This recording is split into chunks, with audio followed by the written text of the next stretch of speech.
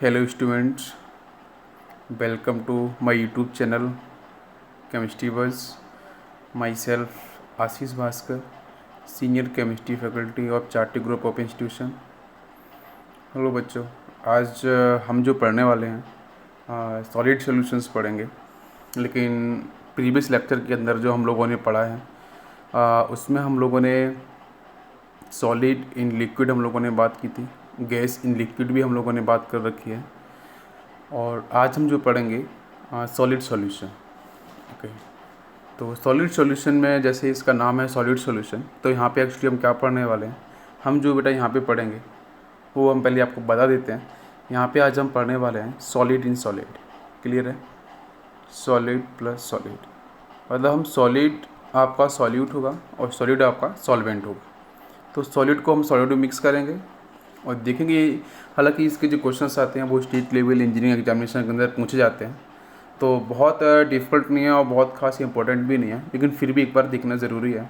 अगर सीईटी के अंदर अगर क्वेश्चंस आते हैं तो हम आप लोग आसानी से ये बोनस क्वेश्चंस बन सकते हैं, आप लोग सॉल्व कर सकते हो। ओके, तो चलो हम स्टार्ट करते हैं।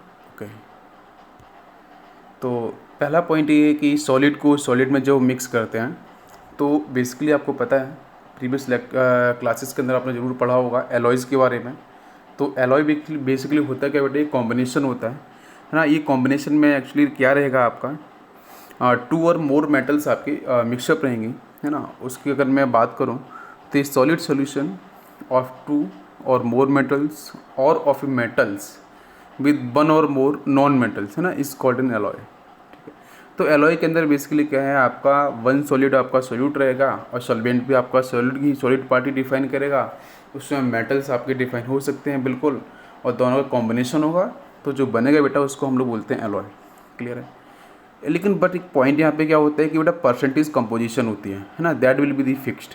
तो परसेंटेज कंपोजिशन जैसे अगर मैं बात करूँ, yes it is a metal first, now it is a metal second.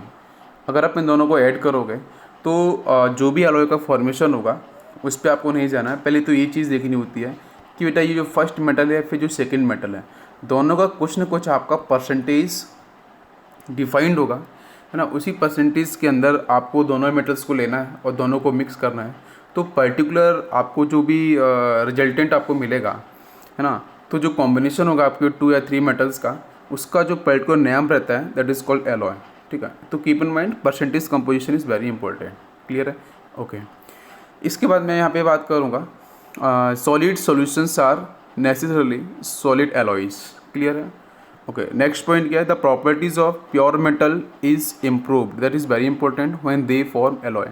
जब एलॉय का फॉर्मेशन होगा तो जो हम प्योर मेटल्स बेटा मैंने बोला था एक परसेंटेज कंपोजिशन में हम लोग मिक्स करते हैं, एक फिक्स परसेंटेज रहता है। तो कहीं ना कहीं प्योर मेटल्स की जो प्रॉपर्टीज़ हैं, है ना, और मेटल्स की प्रॉपर्टी अगर मैं बात करूं तो जो मेटल्स की जो भी प्रॉपर्टीज़ होंगी वो सारी की सारी प्रॉपर्टी आपकी इम्प्रूव हो जाएंगी। और इम्प्रूव होने में क्या है कि आपकी दूसरी मेटल्स हैं, जब वो दोनों मिक्स होंगे तो इसमें से आपका जो रिजल्टेंट आपको जो एलॉय मिलेगा वो कहीं ना कहीं दोनों मेटल्स की प्रॉपर्टी को होल्ड कर रहा होगा, है ना। सो दैट्स वाई दोनों ही जो मेटल्स कंबाइन करेंगे तो दोनों मेटल्स की प्रॉपर्टी आपकी इम्प्रूव हो जाएगी। ये इसका बेनिफिट है।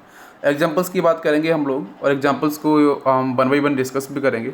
जो कुछ इंपॉर्टेंट एग्जांपल्स हैं उसको हम देख लेंगे। तो फर्स्ट है आपका duralumin, second is aluminium bronze, next आपका बेविट, नेक्स्ट आपका स्टेनलेस स्टील, नेक्स्ट आपका स्पैजुलेन, नेक्स्ट आपका है मैग्नीन, नेक्स्ट आपका एमलगम। इन सब में से जो इंपॉर्टेंट है मैं वो उसको मैं टिक करना चाहूँगा। फर्स्ट है आपका duralumin, it is very important, next is aluminium bronze, next one is amalgam और स्टेनलेस स्टील। ये चारों ही इंपॉर्टेंट हैं, इन चारों पे हम ज़्यादा फोकस करेंगे। ओके, तो सॉलिड सॉल्यूशन को हम देख लेते हैं फिर से। ड्यूरेलियम को स्टेप में नहीं बताया था, तो व्हाट इज़ ड्यूरेलियम। तो ड्यूरेलियम जो रहेगा बेटा ये आपका किस किस का कंपोजिशन इसमें रहता है, एल्यूम आपके जो मेटल्स का। तो बेटा याद रखना aluminium plus copper plus magnesium and next is manganese. ठीक है, तो इनका कॉम्बिनेशन रहेगा मेटल्स का, ये आपको याद रखना पड़ेगा बेटा। ड्यूरेलियम के अंदर कौन कौन सा, aluminium, copper, magnesium and manganese. और इसका यूज बेटा हम कहाँ करते हैं, इसका यूज करते हैं एयरक्राफ्ट के कंस्ट्रक्शन में। ठीक है, आपको यूज बेटा याद रखना है, और इसका जो कंपोजिशन का है मेटल्स का वो भी आपको याद रखना है। नेक्स्ट क्या है ड्यूरेलियम के अंदर, तो ये तो ठीक है कि भाई इसमें आपका एल्युमिनियम होगा, कॉपर होगा, मैग्नीशियम एंड आपका मैग्नीज एयरक्राफ्ट के अंदर हम लोग यूज़ करेंगे। Next one is aluminium bronze. तो एल्युमिनियम ब्रॉन्ज की अगर मैं बात करूँ तो ये इसके पास इसमें कौन कौन से एलिमेंट्स का आपके मेटल्स का कंपोजिशन होता है, तो मैं बताऊँगा आपको। पहला आपका aluminium, next is copper and कुछ स्मॉल क्वांटिटी के अंदर आपको मैग्नीज भी आपको मिलेगा। तो ये तीनों ही आपका जो एलिमेंट्स जो मेटल्स हैं इनको आपको याद रखना है। क्लियर है? ओके, ये आपका एल्युमिनियम ब्रॉन्ज क्लियर हो गया। नेक्स्ट बेटा इसके बाद लेड विद 10 से 20% एंटीमनी। हालांकि ये इंपॉर्टेंट नहीं है लेकिन फिर भी आपको मैं एक बार बता देता हूँ एक्चुअली ये क्या है। तो आपका लेड विद 10 से 20% जो एंटीमनी है ना, ये एक्चुअली आपके एसिड रेजिस्टेंट एलॉय का फॉर्मेशन करते हैं। और यहाँ पे अगर मैं बात करूँ तो used in lead storage battery के अंदर इसका हम यूज़ करते हैं। जो घरों के अंदर हम लेड स्टोरेज बैटरी देखते हैं, फिर कार के अंदर भी इसका यूज़ करते हैं। और कहाँ पे बेटा यूज रहेगा? बियरिंग्स के अंदर रहेगा, है ना, जो गाड़ियों में यूज करते हैं। बुलेट्स हो गया एंड आपका शार्पनर्स हो गया। तो ये आपका हो गया लेड विद 10 से 20% एंटीमनी। ये कोई खास इंपॉर्टेंट नहीं है लेकिन आपको एक बार मैंने बता दिया तो याद थोड़ा सा रहेगा आपका। नेक्स्ट आपका वेविट मेटल्स, इसको भी देख लेते हैं, ये भी इंपॉर्टेंट नहीं है। Alloy of antimony with tin copper, yes, इसके अंदर आपको एंटीमनी मिलेगा एंड टिन एंड कॉपर। और इसका यूज़ कहाँ पे करते हैं बेटा? हम जो एंटी फ्रिक्शंस है ना, एंटी फ्रिक्शंस आपको पता होना चाहिए कि जो फ्रिक्शन का मतलब जहाँ पे आपका एक मेटल दूसरे मेटल पे आपका जब मूव करता है ना, तो एक्चुअली यहाँ पे एंटी फ्रिक्शन के तरीके से यहाँ पे हम इसका यूज़ करेंगे। और जैसे हम बात करते हैं मशीन बियरिंग्स, तो मशीन बियरिंग के अंदर हम एज ए एंटी फ्रिक्शन इसका हम यूज कर सकते हैं। किसका बेटा? बेविट मेटल्स का। ओके, क्योंकि बेसिक इन्फॉर्मेशन जानना बहुत ज़रूरी है, ये एटलीस्ट आपको पता होना चाहिए। नेक्स्ट वन इज़, अब हम बात करेंगे बेटा इन alloys like bronze and lead, salt, arsenic is used as an hardening agent। ठीक है, तो हार्डनिंग एजेंट के अंदर भी हम उसका यूज़ कर सकते थे। Okay, next is very important, that is stainless steel. तो स्टेनलेस स्टील की अपन बात करेंगे तो स्टेनलेस स्टील के अंदर आपका क्रोमियम एंड निकल, है ना, ये दोनों आपके मेन कंपोनेंट हैं, इनको आपको याद रखना है। और स्टेनलेस स्टील आपका इसका मल्टीपर्पज़ यूज़ भी रहता है ना। तो इस स्टेनलेस स्टील के अंदर मैंने बात की है कि भाई इसमें क्रोमियम है और इसमें आपका निकल। और दूसरा इसमें यह याद रखना है कि स्टेनलेस स्टील के अंदर जो कंपोजिशन होता है, वो कंपोजिशन का एक आपका बेनिफिट क्या होता है कि बेटा रेजिस्टेंस टू कोरोजन रहता है, राइट। तो रेजिस्टेंस टू कोरोजन, इसमें बेटा ये आसानी से करोड नहीं करता है, उस क्लियर है, ये आपको याद रखना है इसका बेनिफिट। नेक्स्ट आपका रहेगा स्पाइक ग्लिसरीन। इसमें क्या आपका 5 to 20% आपका मैग्नीज इन आयरन हम ऐड कर देते हैं तो आपका स्पाइस लेंस आपका पर्टिकुलर जो एलॉय है उसका फॉर्मेशन होगा। तो मैं टिक करूँगा, ये भी इंपॉर्टेंट नहीं है, बट आपको एक बार देख लेना है तो इसमें कोई दिक्कत नहीं होगी। नेक्स्ट वन इज़, हम बात करेंगे अब फेरो मैग्नीज के बारे में। इसका एक्चुअली क्या है कंपोजिशन, वो उसकी बात बताइए। इसमें मैग्नीज होगा और आयरन होगा। मैग्नीज आपका 70 से 80% रहेगा और आयरन आपका 30 से 20% रहेगा। और ये जो फेरो मैग्नीज की अगर मैं बात करता हूँ तो इसका यूज किस में रहेगा? Use to make hard steel, yes, hardness provide करने के लिए स्टील को, and manufacturing of rails, and हम बात करते हैं सीप एंड हैवी मशीनरी। तो जितनी भी हैवी मशीनरी है उनके अंदर इसका हम यूज करते हैं। बट कीप इन माइंड कि 70 से 80% क्या होगा आपका मैग्नीज होगा और 30 से 20% आपका आयरन होगा। ओके, नेक्स्ट हम बात करेंगे इसमें मैग्नीज बेटा क्या होगा। ये भी आपका पर्टिकुलर एलॉय है बट ये खास इंपॉर्टेंट नहीं है, लेकिन आपको मैं बता देता हूँ क्या है कि इसके अंदर आपका बेटा 80% कॉपर एंड 12% आपका मैग्नीज एंड 4% आपका निकल। ये आपको बिल्कुल याद रखना है, तो अच्छी बात है। नेक्स्ट है आपका, इसके अंदर मैं बात करूँगा has zero temperature coefficient of electrical resistance used in instruments used for making electrical measurement. तो आपको याद रखना है ये इलेक्ट्रिकल मेजरमेंट के अंदर जनरली इसका हम यूज करते हैं। ओके, नेक्स्ट है आपका एमालगम, लेकिन ये इंपॉर्टेंट है एमालगम, तो इसको हम थोड़ा सा देखेंगे। एमालगम के बारे में मैंने पहले भी आपको डिस्कस किया था। जिंक के साथ हम बात करते हैं, है ना, सोडियम के साथ बात करते हैं। जैसे आपको पता होगा बेसिक एग्जांपल मैंने आपको डॉक्स के अंदर भी बात की थी, है ना, NaSG के बारे में बात की, इलेक्ट्रोकेमिस्ट्री के अंदर भी बात की थी आपको, है ना। ओके, तो सोडियम के साथ अगर मर्क्यूरी उठा करते हैं तो सोडियम एमालगम हम बोलते हैं इसको। जिंक के साथ भी हो सकता है ना। तो इसमें बात करते हैं alloy of mercury with other metals. Okay, mercury को मिक्स करना है सम अदर मेटल्स के साथ, है ना, जैसे आपका यहाँ पे सोडियम बात करते हैं, जिंक बात करते हैं, सो ऑन। नेक्स्ट अगर बात करेंगे तो used in extracting metals from ore. इसका हम यूज़ कहाँ पे बेटा करेंगे? जो हम पढ़ते हैं मेटलर्जी, तो मेटलर्जी के अंदर भी इसको हम आपको बताएंगे इसके बारे में। तो यहाँ पे बेसिकली मेटल्स को हम एक्सट्रैक्ट करने के लिए ओर से, उसके लिए हम इसका यूज करते हैं। ओके, नेक्स्ट है आपका silver and gold form ores. Okay, silver और गोल्ड भी आपकी ओर्स का formation dissolve in mercury to form liquid amalgams. जैसे मैंने बताया आपको कि आपका जो सिल्वर और गोल्ड है ये भी आपके ओर्स के फॉर्मेशन आपके यहाँ पे डिफाइन करते हैं। और मैं इसको डिजॉल्व करूँगा मर्करी के अंदर, तो यहाँ से आपका लिक्विड एमॉल्गम बनेगा। तो gold and silver are recovered by distilling of mercury. Clear है? तो गोल्ड और सिल्वर हम इजीली यहाँ से एक्सट्रैक्ट कर सकते हैं विद द हेल्प ऑफ एमॉल्गम। इसको आपको याद रखना है। नेक्स्ट मिनट हम बेटा बात करेंगे वेपर प्रेशर। तो वेपर प्रेशर हमारे लिए काफ़ी इंपॉर्टेंट है। ओके, तो मैं बताऊंगा कि इसके पहले हम लोगों ने जो पढ़ा है अभी सॉलिड सॉल्यूशन, तो सॉलिड सॉल्यूशन इतना खास इंपॉर्टेंट पार्ट रखता नहीं हमारी जेई और डिफरेंट एग्ज़ाम के अंदर, बट जो स्टेट लेवल का आपका जो एग्ज़ाम रहेगा सीईटी, इसके अंदर ये खास इंपॉर्टेंट रहेगा। तो इसको थोड़ा सा आपको याद रखना है। क्लियर है? ओके, चलो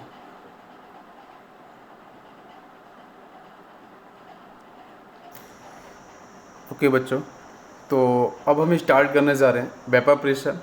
लेकिन वेपर प्रेशर हमारे लिए काफ़ी इम्पोर्टेंट होगा। ओके बच्चों, अब हम स्टार्ट करेंगे वेपर प्रेशर। तो वेपर प्रेशर को समझने के लिए काफ़ी जो बेसिक पॉइंट्स होंगे वो मैं आपके साथ शेयर करूँगा। ओके, मैं डिस्कस करूँगा। तो ये जो आपका वेपर प्रेशर है ना, इसको हम किस तरीके से अंडरस्टैंड करते हैं, तो मैं एक सिंपल सा एग्जांपल आपको लूँगा और उसकी हेल्प से मैं समझाऊँगा। ठीक है? तो मैं वेपर प्रेशर का एग्जांपल समझाने के लिए मैं फर्स्ट एग्जांपल लेने वाला हूँ, है ना, that is the liquid gas equilibrium. ठीक है? तो फर्स्ट एग्जांपल की हम लोग बात करेंगे लिक्विड गैस इक्विलिब्रियम। क्लियर है? तो लिक्विड गैस इक्विलिब्रियम को हम समझने के लिए वेपर प्रेशर हम कैसे रिलेट करते हैं, क्या होता है, जरा हम देखेंगे। जैसे मान के चलो बच्चों, एक मैंने यहाँ पे कंटेनर लिया हुआ है, उसके अंदर मैंने यहाँ पे लिक्विड ले रखा है। क्लियर है? और जो अपर लेयर है बेटा इसको क्लोज्ड है ये, और यहाँ पे आपका वैक्यूम है। ओके, ये आपका यहाँ पे वैक्यूम है। क्लियर है? अब सीन क्या होगा कि बेटा इस लिक्विड को अगर मैं इसको बेटा हीट सप्लाई करता हूँ, इसको मैं हीट सप्लाई करता हूँ, तो कहीं ना कहीं बेटा लिक्विड में क्या होंगे बेटा, लिक्विड से आपकी वेपर्स क्रिएट होनी, लिक्विड से आपकी वेपर्स बेटा जनरेट होंगी। क्लियर है? ओके, तो ये जो आपका लिक्विड है बेटा वो कहीं ना कहीं जब गिविंग दी हीट, तो उसके बाद क्या होगा कि इस कंटेनर के अंदर जो बेटा आपको यहाँ पे लिक्विड इस तरीके से डिफाइन किया गया है, तो इस लिक्विड से यहाँ से आपकी वेपर्स बननी स्टार्ट हो जाएंगी। क्लियर है? ओके, तो यहाँ से इस तरीके से आपकी वेपर्स क्रिएट होंगी। तो इस पार्ट में आपके यहाँ पे वेपर्स इकट्ठी हो जाएंगी। आप यहाँ से हीट को सप्लाई कर रहे हो, तो स्टार्टिंग में क्या होगा मैं जरा उसके बारे में बात करूँगा।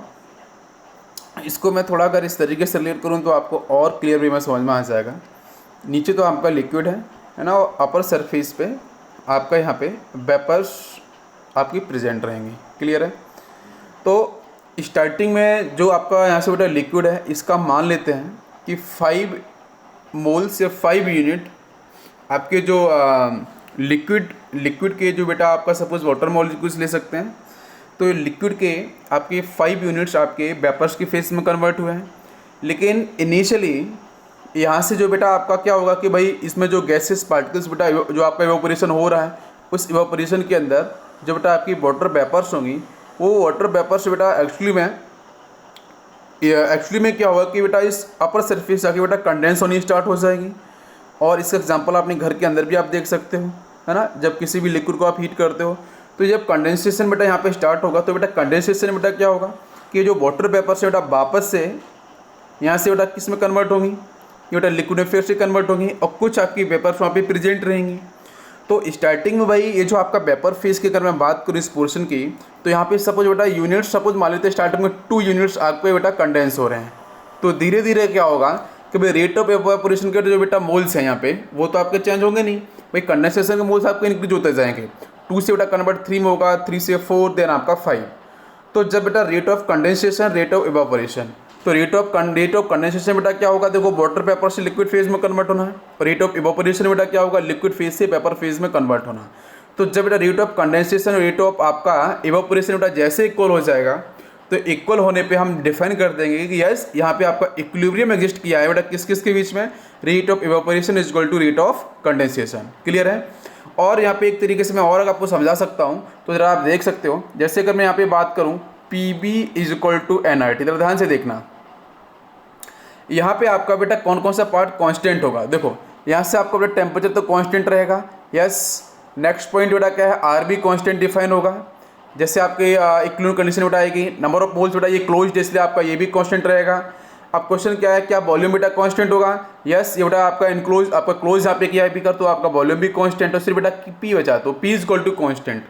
इसका मतलब क्या है, जब आपका यहाँ पे प्रेशर आपका कांस्टेंट डिफाइन हो चुका है, तो इस प्रेशर जब बेटा ये जो प्रेशर बेटा कांस्टेंट डिफाइन कर रहा है, pressure is equal to constant, तो इसी प्रेशर को हम लोग बोलेंगे बेटा वेपर प्रेशर। क्लियर है, यस, वेपर प्रेशर। और वेपर प्रेशर एक्चुअली बेटा इक्विलिब्रियम प्रॉपर्टी होते, याद रखना। वेपर प्रेशर बेटा कैसा है, vapour pressure is the equilibrium property. मैं लिख देता हूँ, आपको याद रखना है, very important point. Vapour pressure is equilibrium property. तो वेपर प्रेशर आपकी इक्विलिब्रियम प्रॉपर्टी है, जिसके अंदर हम लिख सकते हैं कि जो आपका रेट ऑफ एवोपोरेशन होगा बच्चों, इसकी वैल्यू इक्वल होगी रेट ऑफ कंडेंसेशन के। क्लियर है, rate of condensation, very important.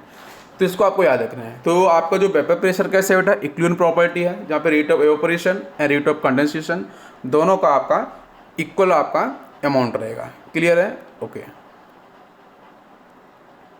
Next point आप लोग समझेंगे यहाँ पे ग्राफ की हेल्प से कि किस तरीके से आपका rate of condensation and rate of evaporation हम डिफाइन कर सकते हैं। ठीक है, तो बच्चों हम यहाँ पे एक्स एक्सिस पे हम ले लेते हैं टाइम। ठीक है, एक्स एक्सिस बेटा हमने ले लिया यहाँ पे टाइम, और बाई एक्सिस बेटा हम ले लेते हैं प्रेशर ऑफ वेपर्स। ठीक है, मैं शॉर्ट में लिखूंगा यहाँ पे, it is a pressure of vapours. ठीक है, प्रेशर ऑफ वेपर्स को हम लोगों ने लिया बेटा बाई एक्सिस पे, जहाँ बेटा हम बात करते हैं बेटा जो टेम्परेचर है वो आपका कांस्टेंट रहेगा। मैं यहाँ पे लिख देता हूँ, जो टेम्परेचर होगा है ना, वो आपका रहेगा कांस्टेंट। क्लियर है। अब यहाँ से आप जब किसी भी लिक्विड में आप बेटा टेम्परेचर को इंक्रीज करोगे विद रिस्पेक्ट टू टाइम, एक यहाँ पे पॉइंट ये भी रहेगा कि जब हम PB इक्वल टू NRT की बात करते हैं, तो यहाँ पे वेपर प्रेशर को डिफाइन करने की कोशिश कर रहे हैं कि किस तरीके से आपकी इक्विलिब्रियम प्रॉपर्टी को डिफाइन करेगा। ओके बच्चों, यहाँ से हम लोग ग्राफ की हेल्प से देखेंगे कि भाई जो आपका वेपर प्रेशर की हम लोग बात कर रहे थे कि वेपर प्रेशर को हम कर्व पे और ग्राफ पे किस तरीके से समझते हैं। तो हम बेटा ले लेते हैं एक्स एक्सिस पे हम लोग टाइम, और बैक से बेटा ले लेते हैं हम लोग, मैंने शॉर्ट में आपको लिखूंगा मैं यहाँ पे प्रेशर ऑफ वॉल्यूम। ठीक है, तो यहाँ बेटा आपका जो टेम्परेचर बेटा वो रहेगा आपका कांस्टेंट। तो जो ग्राफ यहाँ पे किस तरीके से मूव करेगा, तो स्टार्टिंग बेटा आपकी वेपर्स तो कम होगी, तो धीरे धीरे क्या होगा कि ये जो कर्व होगा बेटा कुछ इस तरीके से आपका यहाँ से इस तरीके से मूव करेगा। अब इस पॉइंट पे जरा मैं बताना चाहूँगा, जरा ध्यान से देखना आप लोगों को। मैं इस पॉइंट की बात कर लेता हूँ। तो इस पॉइंट पे एक्चुअली ये जो टाइम के रिस्पेक्ट में अगर मैं बात करूँगा, तो ये जो फेज़ होगा बेटा यहाँ से लेके ये फेज़, ये आपका टोटल इक्विलिब्रियम को रिप्रेजेंट करेगा। क्यों बेटा, क्योंकि यहाँ पे आपका ये बेटा ये कांस्टेंट हो जाएगा अलोंग द एक्स एक्सिस। तो इसका मतलब बेटा यहाँ पे rate of vaporisation is equal to rate of condensation होगा। हम देख सकते हैं जो रेट ऑफ वेपराइजेशन होगा इसकी वैल्यू इक्वल हो जाएगी रेट ऑफ कंडेंसेशन के, है ना। और ये वाला जो पार्ट होगा, ये पूरे का पूरा पार्ट आपका यहाँ पे मैं बात करूँ तो यहाँ पे रेट ऑफ जो वेपराइजेशन होगा बच्चों, ये ग्रेटर होगा रेट ऑफ कंडेंसेशन के। क्लियर है। इसका मतलब हम ऐसे बोल सकते हैं कि इनिशियली आपका जो रेट ऑफ वेपराइजेशन ऑब्वियसली बेटा आपका मैक्सिमम होगा, तो रेट ऑफ वेपराइजेशन बेटा आपका मैक्सिमम होगा और कंडेंसेशन की वैल्यू बेटा आपकी मिनिमम हो गई। फिर उसके बाद जैसे बेटा इक्विलिब्रियम पॉइंट पे आपका शिफ्ट होगा, उसके बाद इक्विलिब्रियम बेटा एक्चुअली क्या होगा, rate of vaporisation equal to rate of condensation. उसके बाद जो कर्व बेटा आपका फ्लैट हो जाएगा along the X axis with respect to time. तो उस केस में वेरी वेरी इंपॉर्टेंट टाइम के रिस्पेक्ट में, तो फिर आपका rate of vaporisation and rate of condensation आपका इक्वल होगा।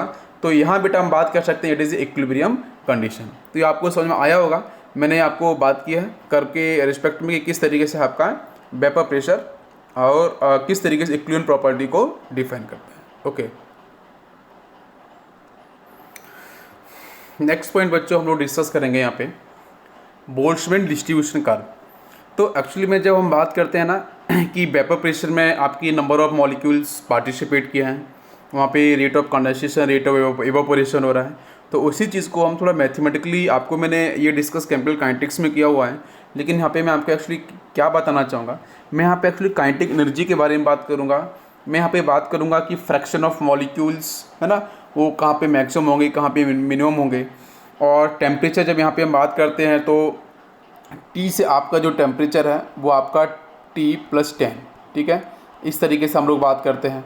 तो एक टेम्परेचर को हम लोग T1 मान लेंगे, एक को हम लोग T2 मान लेंगे। तो आपका अगर ये जो कर्व है, जो ग्राफ है मैंने बेटा, वो एक्स एक्सिस पे मैंने स्पीड लिया हुआ है, बाई एक्सिस पे मैंने जो लिया है that is the fraction of molecules with given speed. जो भी स्पीड बेटा होगी वो फ्रैक्शन ऑफ मॉलिक्यूल्स, मैंने FM लिखा है, फ्रैक्शन ऑफ मॉलिक्यूल्स मैंने यहाँ पे लिया हुआ है आपके बाई एक्सिस पे। तो जब हम बात करें बेटा T1 टेम्परेचर पे, तो T1 टेम्परेचर का कर्व बेटा जो है वो कुछ इस तरीके से देखो मूव किया है। Yes, this is the first curve. और जब हम बात करेंगे T2 टेम्परेचर की, तो T2 टेम्परेचर का मतलब क्या है बेटा, T+10। तो एवरी 10 डिग्री जब हम इंक्रीज़ करेंगे तो उसके बारे में हम बात कर रहे हैं।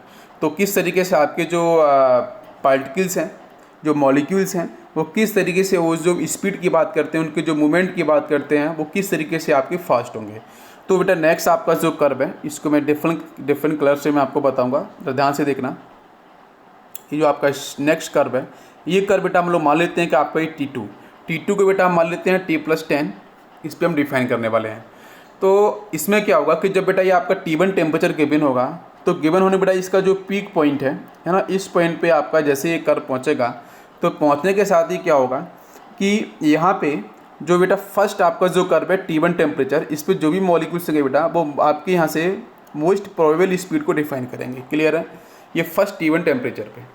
और ये कर्व बेटा इस तरीके से आपका जाके यहाँ पे फिनिश हो जाएगा। अब इसके एक इक्विलिब्रियम जब कंडीशन की बात करते हैं, तो इक्विलिब्रियम कंडीशन बेटा सपोज आपको यहाँ पे मिलेगी।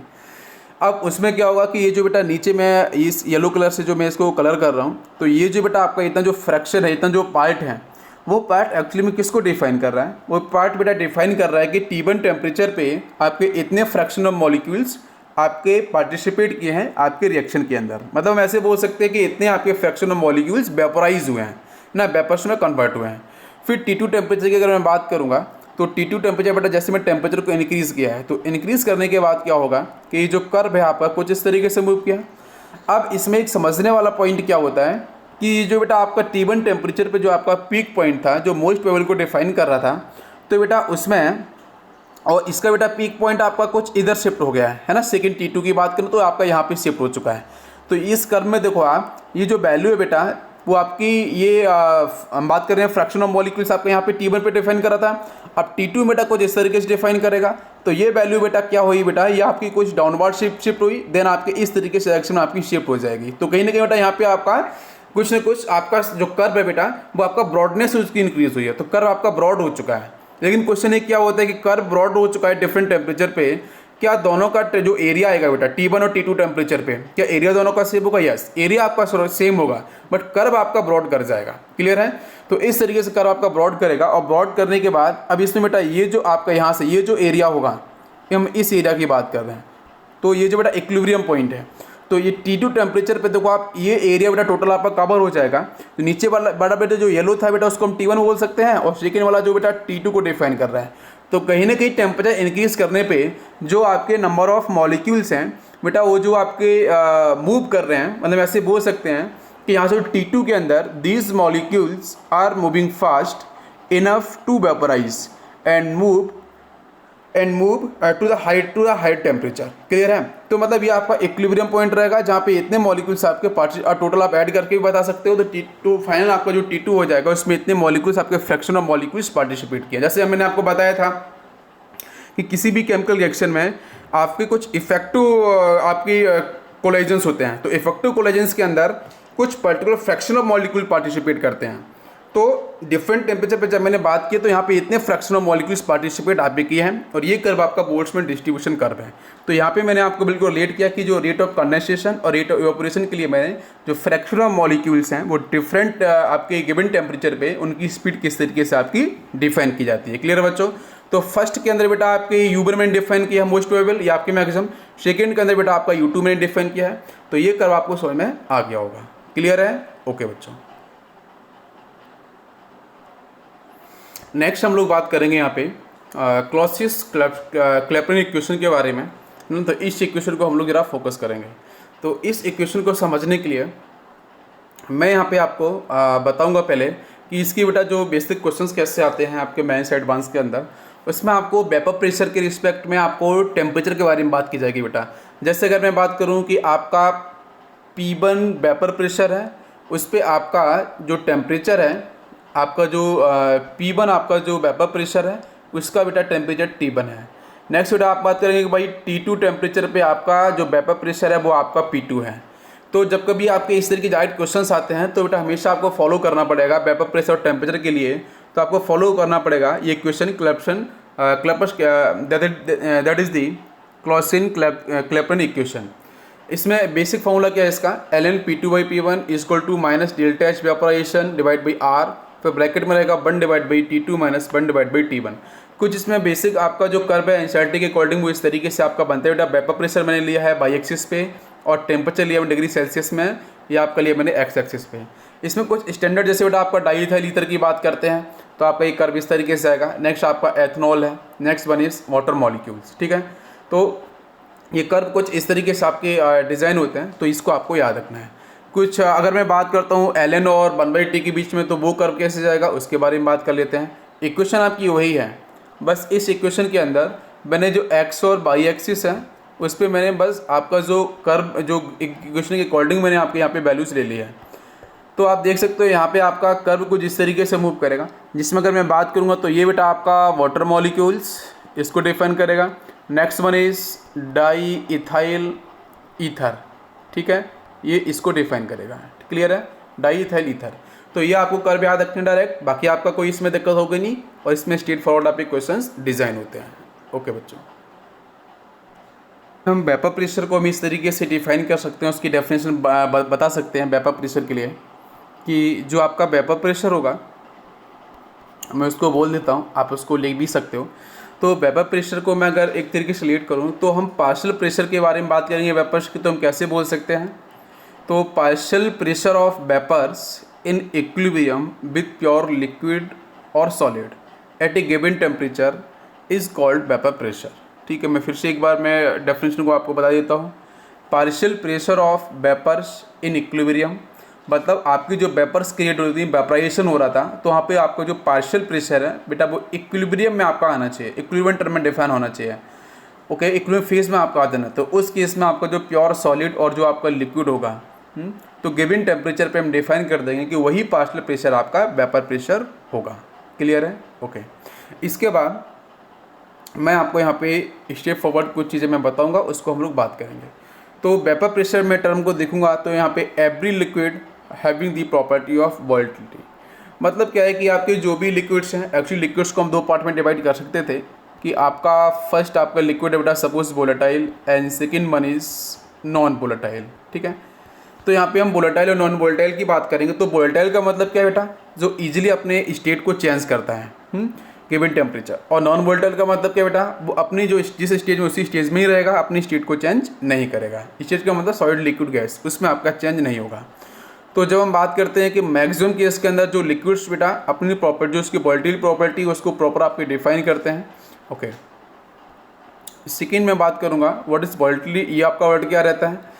तो ये आपका जो वर्ड है आपका volatility is the tendency of liquid to escape in vapour state. तो सिंपल सा है कि आपका जो लिक्विड है बेटा, आपका जो गिवन टेम्परेचर होगा उस पर आपका जो लिक्विड है बेटा कन्वर्ट किस में हो जाएगा, वेपर्स के अंदर। तो जब वेपर्स में कन्वर्ट हो रहा है तो लिक्विड अपनी वोलेटिलिटी प्रॉपर्टी को डिफाइन कर रहा है। अगर बेटा आपका ये जो लिक्विड है वेपर्स में कन्वर्ट नहीं होगा, इसका मतलब बेटा वो नॉन वोलेटाइल वाला केस में आपका आ जाएगा।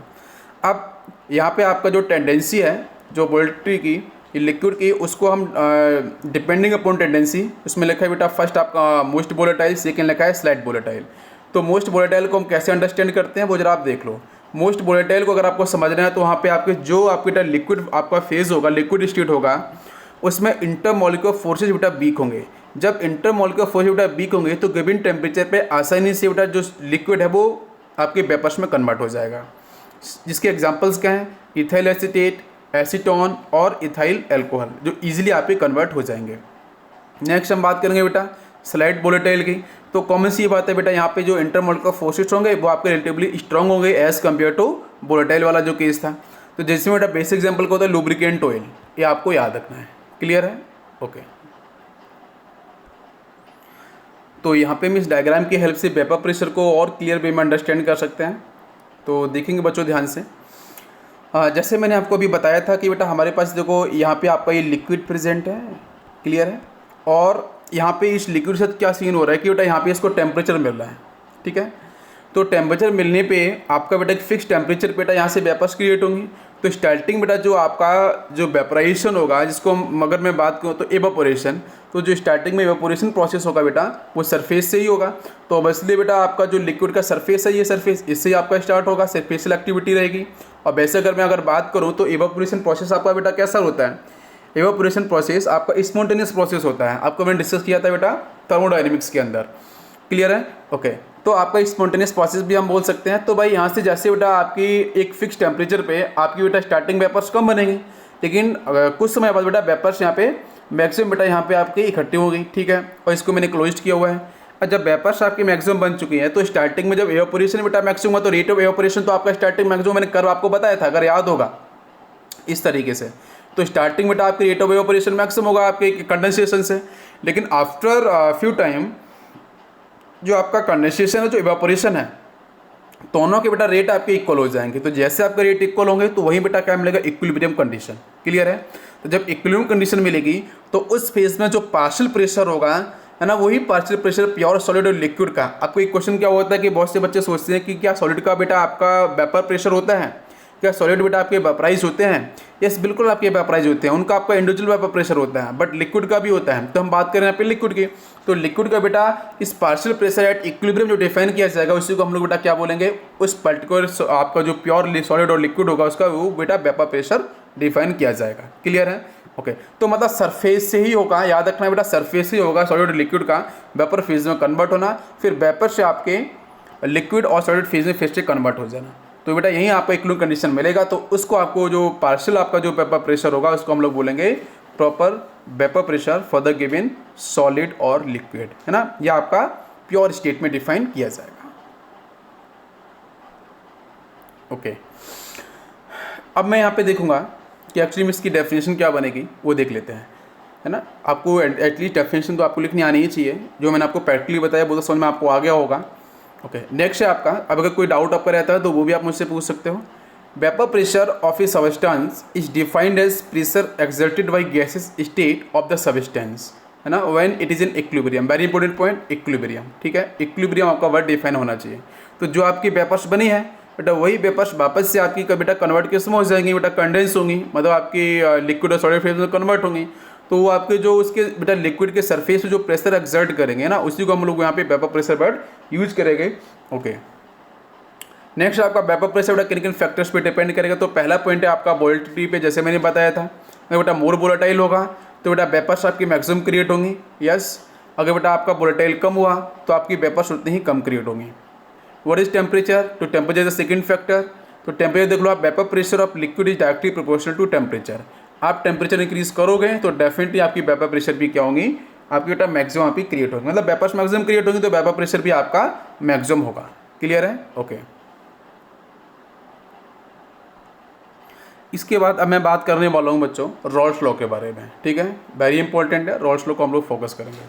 तो रॉल्स लॉ एक्चुअली में है क्या, वो आपको मैं बताऊँगा अभी, ठीक है। तो रॉल्स लॉ के अंदर समझने के लिए मैं एक बेसिक्स एग्जांपल लूँगा, फिर आपको मैं समझाता हूँ, ओके। तो रॉल्स लॉ को अगर मैं बात करता हूँ तो बेटा रॉल्स लॉ को हम लोग दो पार्ट में डिवाइड कर लेते हैं।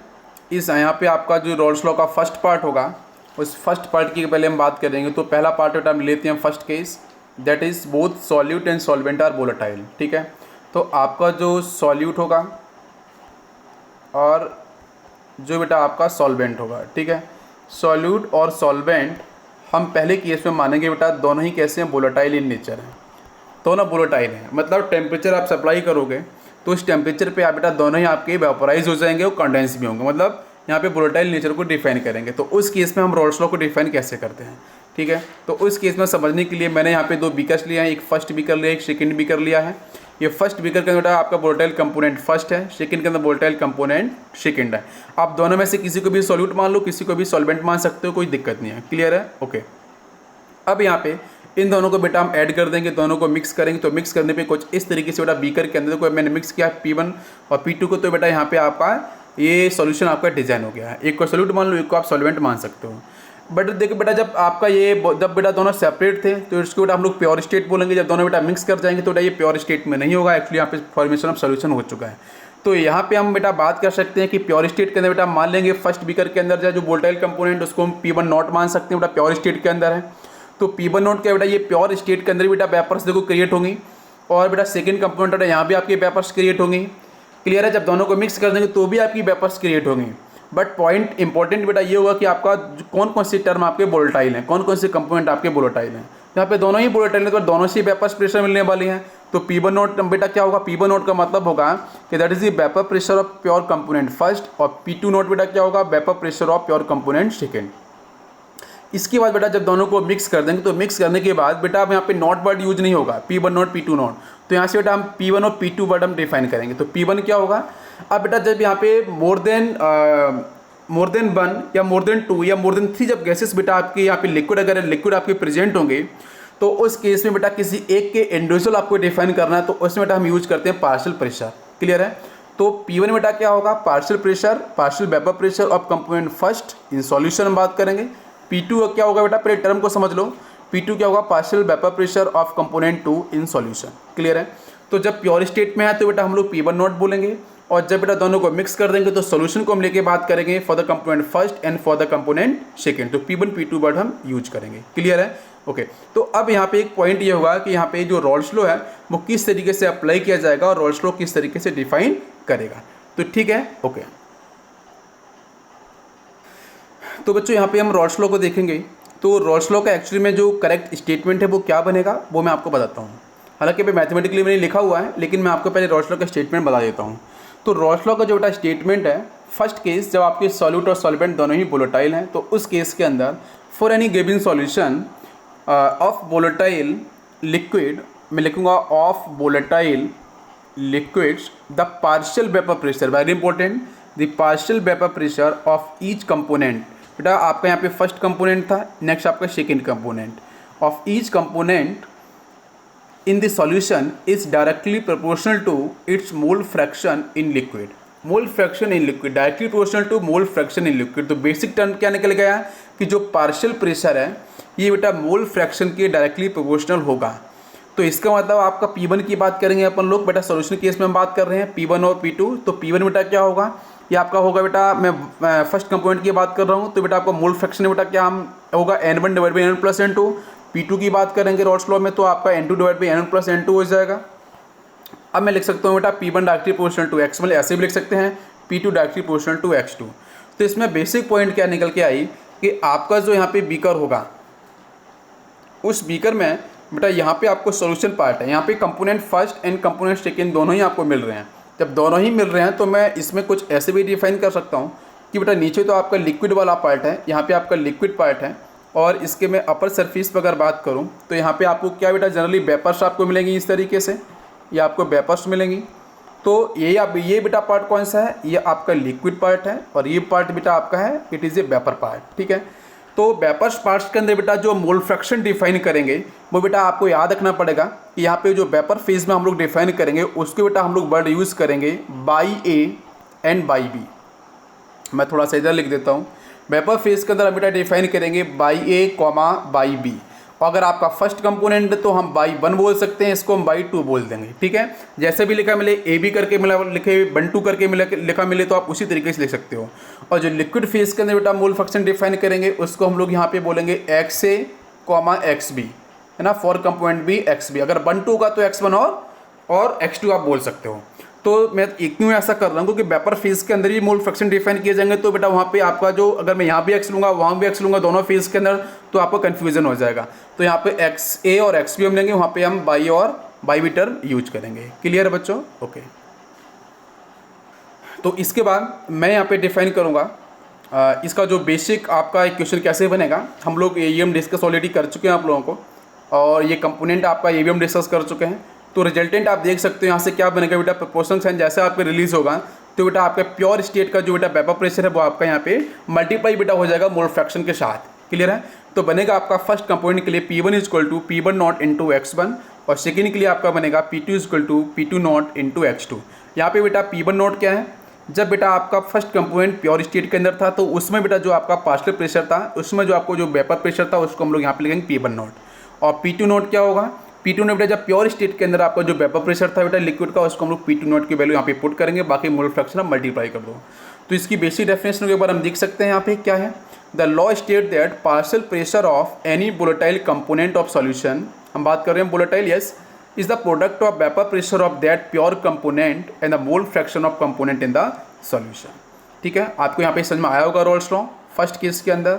ओके बच्चों, अब बेटा हम रॉल्स लॉ के कुछ और भी आपके फैक्टर्स हैं उसको भी अंडरस्टैंड कर लेते हैं। यहाँ पे जरा ध्यान से हम कंप्लीट यहाँ पे स्टडी करेंगे रॉल्स लॉ की, ठीक है, जितना बुक्स में लिखा है उससे भी थोड़ा सा हम एक्स्ट्रा जाएंगे और चीज़ों को समझेंगे। तो रॉल्स लॉ के अंदर बेटा हम कुछ बेसिक कंडीशंस हैं उनको हम समझेंगे कि कहाँ पे आपका रॉल्स लॉ किस तरीके से फॉलो हो सकता है। तो कीप इन माइंड पहली कंडीशन क्या होगी रॉल्स लॉ के अंदर कि आपका जो बेटा सॉल्यूशन है बेटा वो कैसा होना चाहिए, शुड बी आइडियल। तो first condition is very important. और बेटा आइडियल का मीन्स क्या होता है, आइडियल सॉल्यूशन का मतलब होगा कि जो डेल्टा एच वेपराइजेशन जो मिक्स होगा, सॉरी डेल्टा एच जो बेटा मिक्स होगा, मतलब मैं ऐसे बात कर सकता हूँ कि बेटा आइडियल सॉल्यूशन में जब बेटा सॉल्यूट प्लस सॉल्वेंट आपके मिक्स होंगे तो वहाँ तो नई हीट बेटा आपकी इवॉल्व होगी, नई हीट आपकी रिलीज होगी। तो इस टाइप का सॉल्यूशन डेल्टा एच जो मिक्स है, जो चेंज इन इंथैल्पी है बेटा मिक्स होने की, उससे बेटा उसकी रहेगी जीरो। सेकेंड बेटा हम क्या समझते हैं, डेल्टा बी मिक्स, मतलब आपका जो वॉल्यूम होगा मिक्सचर का उसके लिए भी यहाँ पे आपका जीरो डिफाइन करा जाएगा। मतलब जितना वॉल्यूम बेटा आपके सॉल्यूट प्लस सॉल्वेंट का बेटा हम बात करेंगे, अगर आपका सॉल्यूट का वॉल्यूम बेटा आपका सपोज 4 यूनिट हुआ और सॉल्वेंट का वॉल्यूम बेटा सपोज आपका 5 यूनिट हुआ तो सोल्यूशन बेटा आपका 9 यूनिट बनेगा। क्लियर है, तो आपका 4 + 5 = आपका 9, तो 9 = 9, तो यहाँ पे कोई भी चेंज आपको नहीं मिला। तो डेल्टा बी मिक्स = 0। और एक पॉइंट और होता है एंट्रोपी, तो डेल्टा एस मिक्स ये भी आपका रहेगा 0। तो याद रखना पड़ेगा कि एक ऐसे सॉल्यूशन जहाँ पे डेल्टा एच मिक्स 0 होना चाहिए, डेल्टा बी मिक्स 0 होना चाहिए और डेल्टा एक्स मिक्स भी आपका 0 होना चाहिए। मतलब आइडियल सॉल्यूशन ऐसे सॉल्यूशंस हैं, मैं अगर पहले पॉइंट को डिफाइन करूँ तो जहाँ पे आपकी डेल्टा एच हम कभी ना तो नेगेटिव डिफाइन कर सकते हैं, ना ही पॉजिटिव डिफाइन कर, ना ही एंडोथर्मिक ना ही एक्सोथर्मिक। क्लियर है बच्चों? ओके, समझ में आया आपको? तो ये आपकी पहली कंडीशन हुई। अब आते हैं हम लोग सेकेंड कंडीशन पे। तो सेकेंड कंडीशन क्या है रॉल्स लॉ के लिए कि आपका जो सॉल्यूशन है, उस सॉल्यूशन में मैं बात करूँ बेटा सॉल्यूट के बारे में, तो आपका सॉल्यूट या तो बेटा आपका वोलेटाइल हो सकता है या फिर सॉल्यूट आपका नॉन वोलेटाइल हो सकता है। ठीक है, तो सॉल्यूट आपका वोलेटाइल भी हो सकता है, सॉल्यूट आपका नॉन वोलेटाइल भी हो सकता है। This is the second condition. Third condition पे हम लोग आते हैं। थर्ड कंडीशन आपकी Rawls law does not applicable when solute is dissociate in solvent. तो हम लिख सकते हैं सॉल्यूट इज डिसोशिएट, मतलब आपका रॉल्स लॉ वहाँ पे अप्लाइड नहीं होगा जहाँ पे आपका सॉल्यूट बेटा डिसोशिएट होगा सॉल्वेंट के अंदर, तो उस केस में आपको रॉल्स लॉ बिल्कुल भी फॉलो नहीं करना होगा। ये भी कंडीशन बहुत इंपॉर्टेंट है, याद रखना। जैसे मैं बात करूँ कुछ सॉल्यूट के बारे में, एग्जांपल जैसे बेटा NaCl हो गया, जैसे आपका KNO3 हो गया, जैसे हम बात करें तो आपका Na2SO4, मतलब आपके आयोनिक कंपाउंड जनरली। ठीक है, तो ये बेटा आपके डिसोशिएट हो जाते हैं सॉल्वेंट के, इजीली आपके डिसोशिएट हो जाएंगे, तो इनके हम रॉल्स लॉ कभी भी अप्लाई नहीं कर सकते हैं। क्लियर है? ओके, इसके बाद आपका नेक्स्ट आएगा फोर्थ पॉइंट आपका क्या कह रहा है? फोर्थ पॉइंट आपको इधर को याद रखना है, Rawls law does not applicable when solute is associate in solvent, मतलब डिसोशिएट भी होना चाहिए, नहीं होना चाहिए, और ना ही आपका एसोसिएट होना चाहिए। तो एसोसिएट की बात करें बेटा, जैसे आपका पॉलीमर्स है ना, पॉलीमराइजेशन, तो आपके जो पॉलीमराइजेशन की मैं बात करता हूँ तो जो बेटा यहाँ पे हम एग्जांपल ले सकते हैं, जैसे बेटा एसिटिक एसिड, जैसे हम बात करेंगे एसिटिक एसिड, तो एसिटिक एसिड बेटा सॉल्वेंट के अंदर बेटा आपका डाइमराइजेशन हो जाता है, इसका ये डाइमर फॉर्म में कन्वर्ट हो जाता है। जब ये डाइमर फॉर्म में कन्वर्ट हो जाएगा तो इसको हम इस तरीके से डिफाइन कर सकते हैं, like CH3 C double bond, then it is OH, इधर आपका बेटा alkyl part CH3, now COH, now this is double bond. तो because difference electronegative carbon oxygen बेटा पाई बॉन्ड इधर से इधर, तो ये डेल्टा माइनस, यहाँ पे डेल्टा आपका प्लस रहेगा। इस केस की बात कर लो, ये आपका डेल्टा माइनस, यहाँ पे आपका डेल्टा प्लस रहेगा।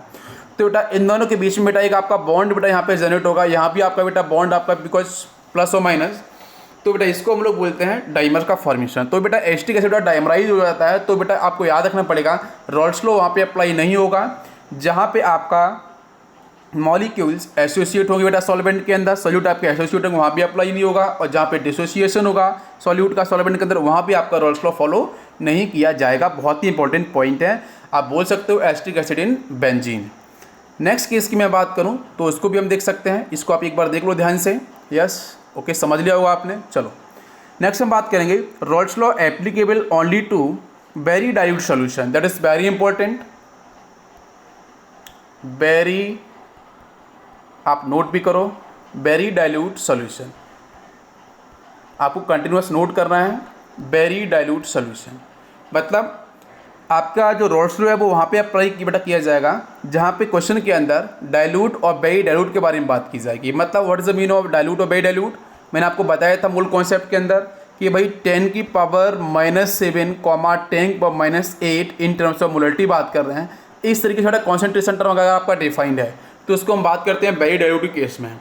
और इसको कैसे समझते हैं, जब आपके number of moles of solute बेटा कम से कम हो और आपका सॉल्वेंट के नंबर ऑफ मोल्स बेटा मैक्सिमम हो, एक्सेस में हो, तो उस केस को बेटा हम लोग बोलते हैं वेरी डाइल्यूट। ठीक है, तो बिल्कुल आपको याद रखना है ध्यान से। तो वेरी डाइल्यूट वाला अगर केस बनेगा या फिर डाइल्यूट वाला केस बनेगा बेटा सॉल्यूशन का, तो वहाँ पे आपका ये रॉल्स लॉ एप्लीकेबल होगा, बिल्कुल एप्लीकेबल होगा।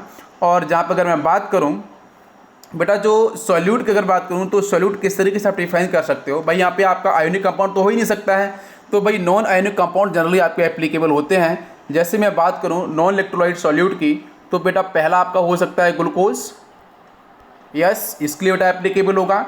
नेक्स्ट अगर मैं बात करूँ तो शुगर, ये कुछ इंपॉर्टेंट एग्जांपल्स हैं, आपको ऐसे ही क्वेश्चन मिलेंगे तो याद रखना है। Next one is urea. तो इन कंपाउंड्स बेटा ये आपके जो बेटा सॉल्यूट होंगे जिसको बेटा क्या बोलेंगे नॉन इलेक्ट्रोलाइट सॉल्यूट, तो इनके लिए आपका इजीली एप्लीकेबल हो जाएगा। बट कीप इन माइंड ये तीनों के तीनों सॉल्यूट अगर इस तरीके से डिफाइंड है, इनकी प्रॉपर्टीज के आप कैसे कंपाउंड जो इनकी प्रॉपर्टी को फॉलो कर रहे हो, तो उस केस में आपका जो सॉल्यूशन है बेटा वो वेरी डाइल्यूट आपका न्यूमेरिकल्स के अंदर या क्वेश्चंस के अंदर आपको मिलेगा। तो वहाँ पे आपका रॉल्स लॉ एप्लीकेबल होगा। क्लियर समझ में आया होगा? ओके, अब हम बात करेंगे यहाँ पे रॉल्स लॉ के लिए। जब बेटा पहला केस आपका वोलेटाइल सॉल्यूट का होगा, मैथमेटिकली हम फॉर्मूले की बात कर रहे हैं, और सेकेंड केस आपका नॉन वोलेटाइल होगा। तो पहले हम बेटा बात करेंगे जब दोनों ही लिक्विड आपके वोलेटाइल होंगे। तो बेटा मान लेते हैं कि आपका लिक्विड फर्स्ट है या आपका लिक्विड सेकेंड है, दोनों ही वोलेटाइल है बेटा, दोनों को मैंने मिक्स कर दिया है। तो मिक्स करने में बेटा बना आपका सॉल्यूशन है। तो अकॉर्डिंग टू रॉल्स लॉ अगर मैं बात करूँ तो जो आपका वेपर प्रेशर ऑफ लिक्विड होगा वो directly proportional to mole fraction of liquid रहेगा बेटा सॉल्यूशन के अंदर। तो इसको मैं देखो किस तरीके से लिख सकता हूँ। मैं फर्स्ट लिक्विड की अगर मैं बात करूँ तो फर्स्ट लिक्विड में हम इसको ऐसे लिख सकते हैं PA फर्स्ट लिक्विड के लिए, जो PA directly proportional to X for the first. Second के लिए हम क्या लिख सकते हैं बेटा PB directly proportional to XB। Clear है? तो यहाँ से आपका PA क्या है, PA को हम बोल सकते हैं partial vapour pressure of A component, और हम यहाँ से PB क्या बोल सकते हैं partial vapour pressure of B component. और एक्चुअली आपका लिक्विड के लिए हम डिफाइन कर रहे हैं सोल्यूशन के लिए, तो हम पार्शियल वर्ड यूज़ करेंगे। और PA नोट बेटा क्या, अगर देखो इसको अगर मैं बेटा प्रोपोर्शनल साइन निकालूंगा तो आपका रिजल्टेंट क्या बनेगा वो आप देख सकते हो। रिजल्टेंट आपका बनेगा, मैं लिखूंगा यहाँ पे PA equal to PA naught आ जाएगा बेटा प्योर स्टेट के लिए इंटू आपका X है मोल फ्रैक्शन। तो PA क्या है बेटा, हम बात कर रहे हैं बेटा सोल्यूशन फेज में। तो सोल्यूशन फेज में अगर आप डिफाइन करोगे तो मैं ऐसे डिफाइन कर सकता हूँ क्या, जरा ध्यान से देखो। नीचे बेटा आपका क्या होगा लिक्विड होगा बेटा, ऊपर आपकी बेटा वेपर्स क्रिएट होंगी। तो नीचे अगर मैं बात करूँ तो इस फेज़ के लिए अगर मैं कंपोनेंट A और कंपोनेंट B को मैं ज़रा लिख के आपको बताऊंगा, ठीक है। तो यहाँ पे कंपोनेंट A है और प्लस बेटा कंपोनेंट आपका B है। तो A कंपोनेंट के लिए बेटा जब हम बात करेंगे तो ये जो PA आपका डिफाइन किया है, तो PA का मतलब बेटा यहाँ पे A भी प्रेजेंट है B प्रेजेंट है, तो PA को हम लोग वेपर प्रेशर नहीं बोलेंगे, इसको हम लोग पार्शियल वर्ड यूज़ करेंगे। तो ये बेटा ये क्या होगा, this is A partial vapour pressure. Clear है, पार्शियल वेपर प्रेशर। और PA नोट क्या होगा, ये बेटा प्योर स्टेट के अंदर बात की जा रही है, तो बेटा vapour pressure of pure liquid. जब बेटा प्योर स्टेट के अंदर लिक्विड A होगा तो बेटा हम प्योर स्टेट के अंदर होगा बेटा, तो उसके बारे में बात करते हैं, उसकी वैल्यू ये। और X से क्या है बेटा मोल फ्रैक्शन ऑफ कंपोनेंट है। इसी तरीके से बेटा हम लोग ये PA हो गया, इसके तरीके से हम लिख सकते हैं PB। तो PB देख सकते हो आप, PB क्या होगा बेटा डायरेक्टली प्रोपोर्शनल टू क्या होगा XB होगा। जहाँ पे अगर मैं बात करूँगा तो बेटा साइन को निकालूंगा तो PB इक्वल टू क्या आ जाएगा, यस PB नॉट और इंटू आपका XB। तो उसी तरीके से पी बी क्या होगा बेटा, ये भी आपका क्या होगा, partial vapour pressure of component B, liquid B. और यहाँ से आपका पी बी नॉट क्या होगा, ये होगा vapour pressure of pure liquid आपका बी, और एक्स बी तो आपको मोल फ्रैक्शन होगा। अब जब बात बेटा टोटल प्रेशर की बात करेंगे तो टोटल प्रेशर क्या हो जाएगा, टोटल प्रेशर होगा P T is equal to P A plus P B, जहाँ पे P T is equal to हम पी ए की वैल्यू पुट करेंगे तो बेटा क्या हो जाएगा, P A naught into X A plus, ये आपका ईजी है, पी बी जाए बेटा हम क्या लिखेंगे, P B naught into X B. अब एक यहाँ पे पॉइंट क्या आता है कि जो टोटल प्रेशर है वो किसके रेशपेक्ट में डिफाइन होना चाहिए, तो बेटा टोटल प्रेशर है बेटा वो आपका सॉल्वेंट के रेशपेक्ट में बेटा डिफाइन नहीं होगा, वो आपका सॉल्यूट के टर्म में ही डिफाइन होगा, है ना, सॉल्यूट के टर्म में ही डिफाइन होगा। ऐसा क्यों, क्योंकि सॉल्यूट के टर्म में ना आपको स्टार्ट होगा स्ट्रेंथ, जब मैं आपको बता रहा था तो सॉल्यूट के टर्म, सॉल्यूट के बेस पे हम डिसाइड करते हैं कौन सा सोल्यूशन बेटा आपका कॉन्सेंट्रेटेड, कौन सा आपका डाइल्यूट है ना। तो सॉल्यूट के टर्म में इसको हम डिफाइन करेंगे तो देखो बेटा क्या बनेगा ये, तो यहाँ से आपको पता है X A plus X B binary solution के लिए बेटा कितना होता है, इसकी वैल्यू 1 होती है।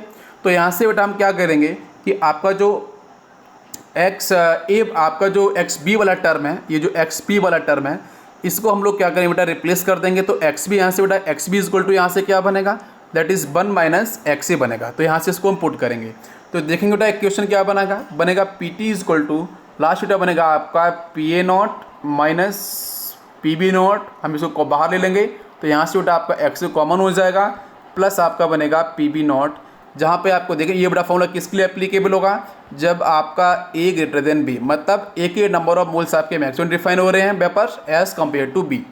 अगर बेटा बी ग्रेटर देन ए हो जाएगा तो यहाँ पे आपका फॉर्मूला तो आप करना कुछ नहीं है, बस करना जो मोल फ्रैक्शन के अंदर आपका जो X plus X B equal to 1 था तो वहाँ पे एक्स बी को आपको रिप्लेस कर देना है, और फिर उस नेक्स्ट केस में आपको एक्स ए को रिप्लेस कर देना है, तो आपका ये बनेगा फार्मूला। क्लियर है, तो कहाँ पे कौन सा लगाना है फार्मूला वो आपको क्लियर हो गया होगा। अब इसके बाद मैं बात करूँगा यहाँ पे इसके कर्व को लेके। पहला केस हम बात कर रहे हैं बेटा जब दोनों ही कैसे बेटा आपके वोलेटाइल नेचर के हैं, तो देख सकते हो बेटा यहाँ पे मैं लिखूँगा, इधर तो आपका बेटा वेपर प्रेशर होगा, इधर भी वेपर, बेटा कंपोनेंट हमारे दो हैं, बाइनरी सॉल्यूशन है, इसको हम लोग बी मान लेते हैं, इसको हम लोग ए मान लेते हैं। क्लियर है, और यहाँ पे हम बात करें बेटा X B is equal to 1, X B is equal to 1 का मतलब क्या है, it is a pure, this is a pure state, और मैं X A is equal to 0 लिखूँगा, और इधर बेटा हम क्या लिखेंगे, ए के लिए क्या लिखेंगे बेटा X A is equal to 1, yes A भी बेटा आपके प्योर स्टेट को ही डिफाइन कर रहा है, और X B is equal to यहाँ पे क्या होगा बेटा 1, sorry X B is equal to आपका 0। अब क्या होगा कि बेटा X B is equal to 1 है, तो 1 का मतलब ये कर बेटा यहाँ से कुछ, क्योंकि आपका बेटा देखो एक्स इक्वल टू 1 है, लेकिन यहाँ पे एक्स इक्वल टू आपका 1, यहाँ पे एक्स इक्वल टू आपका 0 है इस तरह, तो यहाँ बेटा आपका ये 0 से स्टार्ट होगा बेटा मैक्सिमम 1 तक शिफ्ट करेगा। और अगर मैं बात करूँ एक्स बी को लेके, तो एक्स बी को आप देख सकते हो कि एक्स बी बेटा आपका देखो इस पॉइंट पे आपका कितना है 0 है, और यहाँ बेटा कितना है 1, तो ये कर बेटा कुछ इस तरीके से आपका मूव करेगा। जहाँ पे आपको मैंने बताया कि ये जो इक्वेशन बेटा मैंने फॉलो की वो ए ग्रेटर देन बी फॉलो की है, तो उस तरीके से बेटा ए आपका मैक्सिमम पॉइंट को डिफाइन करेगा, बी बेटा इससे लिटिल बेटा आपका स्मॉल रहेगा। क्लियर है, तो ये कर्व आपका इस तरीके से डिफाइन हो जाएगा। इसके बाद क्योंकि बेटा आइडियल की हम बात करें तो इस तरीके से इसको हम डिफाइन करेंगे बिल्कुल। अब नेक्स्ट केस बेटा क्या होगा कि जब बी ग्रेटर देन बेटा आपका ए हो जाएगा तो कर्व कैसा बनेगा उसको भी हम बना देते हैं आपको। सेकेंड केस की बात करेंगे तो बी ग्रेटर देन ए बेटा कैसे डिफाइन हो जाएगा तो उसको भी देख लो आप। तो बी ग्रेटर देन ए आपका, अगर मैं बेटा इसको मैं बी मानूँ, इसको मैं ए मानूँ, तो यहाँ से आपका X A is equal to 0, यहाँ पे एक्स इज इक्वल टू 1, और यहाँ पे X B is equal to आपका 0, और यहाँ पे आपका X B is equal to 1। Clear है, तो ये कर्व आपका बेटा कैसे आएगा इस तरीके से आप देख सकते हो ध्यान से। तो यहाँ बेटा बी की वैल्यू मैक्सिमम है, इसलिए आपका बी बेटा आपको मैक्सिमम पॉइंट को डिफाइन करेगा, तो ये कर्व कुछ इस तरीके से आपका शिफ्ट होगा। क्लियर है, तो ये भी आपको समझ में आया होगा कि बी ग्रेटर देन ए किस तरीके से कर्व आपको आइडेंटिफाई करना है। क्लियर है बच्चों, ओके। नेक्स्ट बच्चों हम लोग बात करने जा रहे हैं डाल्टन लॉ के बारे में, कि एक्चुअली में डाल्टन लॉ क्या होता है। तो डाल्टन लॉ बेटा रॉल्स लॉ का काफ़ी सिमिलर रहता है, तो उसको देख लो आप। डाल्टन लॉ बेटा अप्लाइड कब होगा, जब बेटा बात की जाएगी वेपर फेज, ठीक है, वेपर फेज के अंदर मोल फ्रैक्शन की। और वेपर फेज के अंदर जब मोल फ्रैक्शन की हम लोग बात करते हैं तो बेटा मैंने वहाँ पे डिफाइन किया था बाई से, आपको याद होगा है ना, बाई से आपको यूज़ करना है, एक्स यूज नहीं करना है मोल फ्रैक्शन के लिए। तो यहाँ पे बेटा जो स्टेटमेंट रहेगा वो क्या रहेगा बेटा डाल्टन लॉ का, partial pressure that is equal to mole fraction into आपका टोटल प्रेशर। ठीक है, क्या होगा बेटा, partial pressure is equal to, ये बेटा आपका हम बात कर सकते हैं कि आपके रॉल्स लॉ को जनरली आपका ये फॉलो करता है, बट ये डिफाइन बेटा किसको करता है, वेपर प्रेशर के अंदर मोल फ्रैक्शन को। तो इसका बेटा क्या बनेगा, बेसिक क्वेश्चन लिख सकते हैं पी ए फर्स्ट कंपोनेंट के लिए पी ए इक्वल टू बेटा बाई ए, वहाँ पे एक्स था, यहाँ पे बाई ए आ जाएगा, क्योंकि बेटा हम किसके बारे में बात कर रहे हैं, हम बात कर रहे हैं वेपर फेज के अंदर मोल फ्रैक्शन की। तो वेपर फेज के अंदर बेटा मोल फ्रैक्शन बाई से रिप्रेजेंट करना है।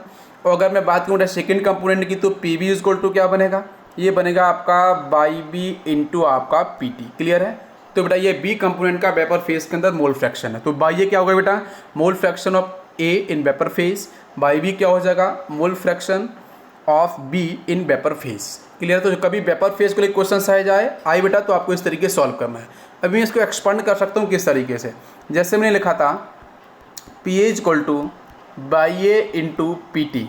तो पी ओ को बेटा हम लिख सकते हैं इस तरीके से, क्या, P A naught Raoult's law से into X A is equal to Y A into P T. मतलब ये बेटा ये वाला रिलेशन का फॉलो किया जाएगा जब क्वेश्चन के अंदर ये बेटा किसको डिफाइन कर रहा है, रॉल्स लॉ को, और बेटा ये क्या है बेटा, डाल्टन लॉ को, बेटा बाई डाल्टन लॉ को डिफाइन कर रहा है। मतलब जब कभी भी लिक्विड और वेपर फेज के अंदर, देखो एक्स ए क्या है बेटा, लिक्विड फेज के अंदर मोल फ्रैक्शन, बाई ए क्या है, वेपर फेज के अंदर मोल फ्रैक्शन कंपोनेंट है। तो लिक्विड और वेपर फेज के अंदर कभी भी आपको मोल फ्रैक्शन के बारे में डिस्कशन किया जाए तो आपको इस इक्वेशन को फॉलो करना है। क्लियर है, ओके, समझ में आया होगा, इसको लिख लो। इसके बाद नेक्स्ट पॉइंट की बात करें बेटा नॉन वोलेटाइल सॉल्यूट को लेके। तो बेटा आपका P T is equal to, बेटा हमारे पास दो बीकर होंगे, फर्स्ट एंड सेकेंड। फर्स्ट बेटा आपका ए है बीकर, सेकेंड आपका बी है। बेटा दो कंपोनेंट है, इसके अंदर बेटा मैं बात करूँगा कि जो बेटा आपका कंपोनेंट बी है बेटा ये आपका कैसा है, नॉन वोलेटाइल है। बेटा कैसा है, नॉन वोलेटाइल। जब बेटा नॉन वोलेटाइल है मतलब यहाँ से वेपर्स क्रिएट नहीं होंगी। जब वेपर्स क्रिएट नहीं होंगी तो बेटा इसका पी बी नोट की वैल्यू बेटा कितनी होगी, जीरो। और पी बी नोट बेटा अगर आपका जीरो हो गया, इसका मतलब देखो ध्यान से, पी बी नोट अगर आपका यहाँ पे जीरो डिफाइंड हो गया, इसका मतलब बेटा ये आपका ये होगा नॉन वोलेटाइल। जब ये नॉन वोलेटाइल होगा तो मतलब ये टर्म तो आपका कैंसिल हो जाएगा, ये टर्म तो आपका बेटा जीरो हो जाएगा। तो सिर्फ क्या बचेगा, P T equal to P A plus P B solution का बेटा। तो पी टी इक्वल टू सिर्फ क्या बचेगा, P A naught into X A. बेटा ये क्यों नहीं हो गया बेटा, it is a non volatile, तो सिर्फ बचेगा P T equal to P A naught into X A. इसका मतलब मैं इसको ऐसे बोल सकता हूँ, ध्यान से सुनना, कि आपका जब नॉन वोलेटाइल सॉल्यूट होगा उस केस में जो वेपर प्रेशर ऑफ सॉल्यूशन होगा वो directly proportional to mole fraction of solvent होगा। मोल फ्रैक्शन ऑफ सॉल्वेंट होगा, क्यों, क्योंकि बेटा मोल फ्रैक्शन ऑफ सॉल्वेंट का मतलब क्या है कि अमाउंट ऑफ वोलेटाइल कंपोनेंट पे डिपेंड करेगा आपका, क्या डिपेंड करेगा आपका टोटल प्रेशर ऑफ सॉल्यूशन। तो इस पे डिपेंड नहीं करेगा बेटा, ये पार्ट हो गया आपके नॉन वोलेटाइल का। बट इसका कर्व कैसे बनेगा उसको जरा आप देख लो ध्यान से। जैसे बेटा ये ए है, आपका बी है, तो भाई बी मैंने बेटा क्या बोला था, आपका ये नॉन वोलेटाइल है। जब आपका ये नॉन बेटा ये आपका ए क्या है बेटा, आपका वोलेटाइल है, इसका मतलब बेटा यहाँ पे आपको वेपर्स मिलेंगे। तो अगर मैं इसको ऐसे लिखूँ, जरा ध्यान से देखना, इसको मैं ऐसे लिख सकता हूँ X A is equal to 1, यहाँ पे बेटा आपका X B is equal to 0। यहाँ पे क्या होगा बेटा, X B is equal to मैं अगर 1 लिखूँ और यहाँ से X A is equal to लिखेंगे बेटा हम 0। तो भाई बी बेटा आपका नॉन वोलेटाइल है, तो यहाँ पे कुछ मिलने वाला है ही नहीं। तो जो कर्व होगा वो किस तरीके से बेटा, एक ही बेटा आपको सिर्फ मिलने वाले हैं। तो ये कर्व कुछ इस तरीके से आपका बनेगा। और इस डायरेक्शन के अंदर बेटा आपका कर्व शिफ्ट नहीं होगा, क्यों बेटा, क्योंकि आपको बी कैसे है बेटा आपका नॉन वोलेटाइल। तो यहाँ पे कोई भी आपको वेपर प्रेशर आपको नहीं मिलने वाली है। बात समझ में आई क्या, तो सिर्फ आपका जो कर्व बनेगा वो एक ही डायरेक्शन के अंदर आपका शिफ्ट होगा कुछ इस तरीके से। This is the final curve, समझ में आया होगा। ओके, अब बच्चों हम बात करने वाले हैं Henry law and Rawls law. ठीक है, अब बच्चों हम लोग बात करने वाले हैं Henry law and Rawls law. ठीक है, तो Henry law and Rawls law आप ही काफ़ी क्लोज कैसे होते हैं, इनका अंदर बेटा अंडरस्टैंड कैसे करना है और रिलेशन किस तरह, ये काफ़ी इंपॉर्टेंट है। बच्चे हेनरी लॉ पढ़ लेते हैं, रॉल्स लॉ पढ़ लेते हैं, लेकिन एक्चुअली में आपको डिफरेंस प्रॉपर समझ में नहीं आ पाता है। तो उसको समझने के लिए मैं फिर से आपको हेनरी लॉ और रॉल्स लॉ के बारे में एक साथ पढ़ाऊँगा। जरा ध्यान से देखना, समझ में आपको आएगा। क्लियर है, ओके। तो यहाँ पे हेनरी लॉ के अकॉर्डिंग बेटा मैंने बात की थी पी इक्वल टू के एच, बेटा हेनरी लॉ कांस्टेंट है इंटू एक्स आपका मोल फ्रैक्शन है, ये मैंने आपको डिस्कस किया था। ओके, तो इसके अंदर मैं फिर से रिपीट कर देता हूँ। हेनरी लॉ के अंदर सॉल्बिलिटी ऑफ गैस इन लिक्विड के अंदर हमने बात की थी, जब भी गैस लिक्विड में बेटा डिसॉल्व होगा तो हेनरी लॉ आपको लगाना है। और उस केस के अंदर आपको गैस प्लस सॉल्वेंट आपका बेटा लिक्विड होगा, यहाँ भी इक्विलिब्रियम आपका डिफाइन किया जाता है। और मैंने बताया था कि जो आपका डिसोल्यूशन होता है बेटा गैस को लिक्विड के लिए बेटा वो होता है एक्जोथर्मिक, जिससे डेल्टा एच की वैल्यू बेटा क्या है, नेगेटिव। ओके। और यहाँ पे आपका गैस सॉल्वेंट में किस तरीके से आपकी डेट डिजॉल्व होती है, सॉल्युबिलिटी कैसे होती है, जिसके बारे में आपको मैंने 2 रीज़न डिस्कस किए थे। अब यहाँ पे एक क्वेश्चन क्या होता है, how equilibrium shift if temperature and pressure change. ठीक है, इक्विलिब्रियम किस तरीके से शिफ्ट होता है इसके बारे में आपको मैंने डिस्कस किया था कि टेम्परेचर आपको कम रखना है तो उस केस में आपकी गैस की जो सॉल्युबिलिटी होगी वो आपकी मैक्सिमम होगी, उसके मैंने प्रॉपर आपको मेथड्स बताए थे।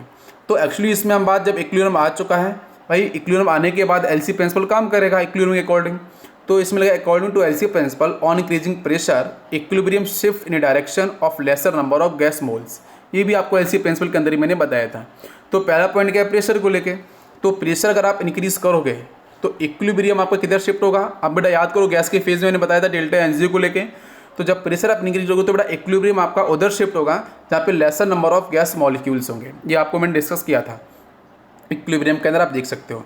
Second point is temperature. अगर बेटा आप टेम्परेचर को डिक्रीज करोगे है ना, तो इक्विलिब्रियम बेटा आपका उधर शिफ्ट होगा, मतलब किधर बेटा, फॉरवर्ड डायरेक्शन के अंदर। और क्यों होता है, बिकॉज क्योंकि बेटा आपका ये केमिकल रिएक्शन बेटा क्या होता है, गैस के जब सॉल्वेंट में मिक्स करते हैं it is exothermic, delta H बेटा कैसा नेगेटिव होता है। तो दोनों चीज़ें याद रख लो बेटा, जब गैस आपकी लिक्विड में मिक्स होगी तो उस केस में प्रेशर को बेटा हमेशा कैसा रखना है, मतलब प्रेशर कैसा रखना होगा, आपको इंक्रीज करना होगा। ठीक है, क्लियर है। और सेकेंड पॉइंट अगर मैं बात करूं तो टेम्परेचर बेटा कैसा करना होगा, आपको मिनिमम करना होगा। तो आसानी से गैस बेटा आपकी डिसॉल्व होगी उस लिक्विड सॉल्वेंट के अंदर। नेक्स्ट पॉइंट क्या, in general solubility of gas increase with increasing pressure and decrease with increasing temperature. Okay, next point हम बात करेंगे यहाँ पे डेफिनेशन की फिर से, क्योंकि हेनरी लॉ आपको फिर से एक बार मैं रिपीट कर रहा हूँ यहाँ पे आपको रिवाइज करने के लिए। At constant temperature mass of dissolve gas, ठीक है, in given volume of solvent is proportional to pressure of gas, है ना, with which it is in equilibrium is called Henry law. तो लिखा है mass of gas at constant temperature बेटा directly proportional to pressure of gas, जहाँ पे आपका बेटा रिलेशन बनेगा m equal to K into P. बेटा के क्या है, हेनरी लॉ, हेनरी आपका कांस्टेंट है, यस। तो बेटा मास ऑफ प्रेशर जो के बेटा रिस्पेक्ट में आपका कर्व बना हुआ है, तो बेटा ये ऑरिजिन से स्टार्ट होगा, बिल्कुल सही है, डायरेक्टली प्रोपोर्शनल है। यहाँ पे के एच बेटा क्या, हेनरी लॉ कांस्टेंट है। तो मैं इस पॉइंट को आपको इंपॉर्टेंट पॉइंट इसको देख लेंगे, के एच बेटा क्या है, हेनरी लॉ कांस्टेंट। और यहाँ पे जो स्लोप बेटा कैसा है, स्लोप के बारे में बात, slope of the straight line is K H. हम कंपेयर करते हैं ना Y equal to M X plus C के साथ, Y equal to M X plus C. बेटा यहाँ पे इंटरसेप्ट तो बेटा कुछ बनेगा ही नहीं, जो स्लोप होगा आपका एम एक्स, आपने एक्स पे किया है पी, तो बेटा पी का मल्टीप्लाई बेटा आपका क्या है के, तो के बेटा यहाँ पे स्लोप होगा। यस, स्लोप बेटा पॉजिटिव में है तो कर्व इंक्रीजिंग बनेगा, ऑरिजिन से स्टार्ट होगा, बिकॉज यहाँ पे इंटरसेप्ट की वैल्यू कितनी है, 0। तो मैं बात करूँ डिफरेंट के एच के लिए, जो Henry law constant different K H के लिए, बेटा डिफरेंट के एच की अगर मैं बात करूँ तो इसमें आप ऐसे बोल सकते हो कि slope of the straight line is K H, बिल्कुल सही है। Different gas have different K H value at same temperature. तो डिफरेंट आपकी जो गैसेस होंगी तो उनके लिए डिफरेंट टाइप की के एच की वैल्यू है। ये एनसीईआरटी के अंदर इसका चार्ट बना हुआ है, वहाँ पे आप देख सकते हो, क्लियर है। बाकी न्यूमेरिकल्स के अंदर आपको यहाँ पे वैल्यूज़ भी दी जाती हैं। तो नेक्स्ट पॉइंट मैं यहाँ पे बताऊँगा, देखो solubility of gas in liquid आपका हेनरी लॉ है, तो X directly proportional to P, X equal to आपका के डैश इंटू पी। तो पी इक्वल टू हम लिख सकते हैं 1 divide by K dash into X. तो K dash 1 by K dash, मतलब यहाँ से इसको बोल सकते हैं पी इक्वल टू आपका इट इज़ ए के एच। तो फर्स्ट जो आपको यहाँ पे एक्चुअली यहाँ पे 2 चीज़ें मैं रिलेट करने जा रहा हूँ कि हेनरी लॉ और रॉल्स लॉ के अकॉर्डिंग, जरा ध्यान से देखना। रॉल्स लॉ में क्या होता है बेटा, आपको मैंने बताया था, जो आपका वेपर प्रेशर होगा वो आपका क्या होगा बेटा, किसी भी कंपोनेंट का वो रहता है P equal to P naught into X. आप लिख सकते हो P equal to P naught into X, यही तो रहता है आपका रॉल्स लॉ के अंदर। क्या हम इस हेनरी लॉ को हम रॉल्स लॉ के अंदर चेंज कर सकते हैं क्या, अगर कर सकते हो जरा ध्यान से देखो। क्या अगर मैं बेटा यहाँ पे लिखूँ इस तरीके से, अगर मोल फ्रैक्शन के रेशो में बात करूँ मैं, तो X directly proportional to P, X equal to हम लिख सकते हैं के डैश इंटू पी, ओके। और यहाँ से आपको अगर पी इक्वल टू बेटा क्या बन जाएगा 1 divide by K dash into X. तो कहीं ना कहीं आपका जो हेनरी लॉ है, जो solubility of gas in liquid की बात करता है, उसको मैंने बेटा मॉडिफाइड कर दिया है आपके रॉल्स लॉ के अकॉर्डिंग। तो यहाँ पे देख सकते हो आप, Henry law is close related to Raoult's law, तो इसलिए हम बोल देते हैं कि आपका जो हेनरी लॉ है it is too much close to the Raoult's law, clear है। तो ऊपर की जो आपकी इक्वेशन है बेटा वो हेनरी लॉ को रिप्रेजेंट कर रही है, बट उसको मैंने मॉडिफाइड किया है in terms of mole fraction. तो उसको आपको सिर्फ इस तरीके से आप देख सकते हो कि हेनरी लॉ किस तरीके से आपका काफ़ी क्लोज होता है रॉल्स लॉ के, क्लियर है, ओके।